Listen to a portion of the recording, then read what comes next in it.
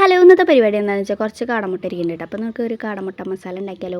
അപ്പോൾ നമുക്ക് തട്ടുകടയിൽ കിട്ടുന്ന കാടമുട്ട മസാലയാണ് നമ്മൾ ഉദ്ദേശിച്ചത് കേട്ടോ. അപ്പോൾ അതുപോലെ ആയോ ഇല്ലയെന്ന് നമുക്ക് ലാസ്റ്റ് കാണാം. അപ്പോൾ നമ്മൾ കുറച്ച് വെളിച്ചെണ്ണയാണ് ഉദ്ദേശിച്ചത്, പക്ഷേ കുറച്ചധികം വെളിച്ചെണ്ണ ആക്കി പോയി. കുഴപ്പമില്ല, നമുക്ക് അഡ്ജസ്റ്റ് ചെയ്യാം. ഇനി പിശുക്കി വെളിച്ചെണ്ണ ഒഴിക്കുകയാണെങ്കിൽ മുട്ട കരിഞ്ഞു പോവും മസാലയൊക്കെ. അതുകൊണ്ടാട്ടോ കുറച്ച് അധികം ഒഴിച്ചത്, അല്ലാണ്ട് കൂടിയിട്ടല്ല.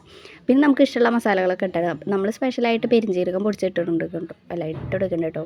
പിന്നെ ഉപ്പും മുളക് പൊടി, പിന്നെ കുറച്ച് ഗരം മസാല, പിന്നെ കുറച്ച് വേപ്പിൻ്റെ ഇല, മഞ്ഞൾപ്പൊടി, പിന്നെ നമ്മൾ പുഴുങ്ങി വെച്ച കാടമുട്ട ഇട്ടെടുത്ത് കുറച്ച് നേരം മിക്സ്. ഇങ്ങനെ നമ്മൾ പറഞ്ഞ കാടമുട്ട മസാല സെറ്റായി. തട്ടുകടത്തെ മസാല സെറ്റായില്ല, പക്ഷെ നമ്മുടെ തട്ടിക്കൂട്ട് മസാലയിൽ നമ്മൾ സെറ്റാക്കി എടുത്തുവിട്ട് നമ്മുടെ കാടമുട്ട.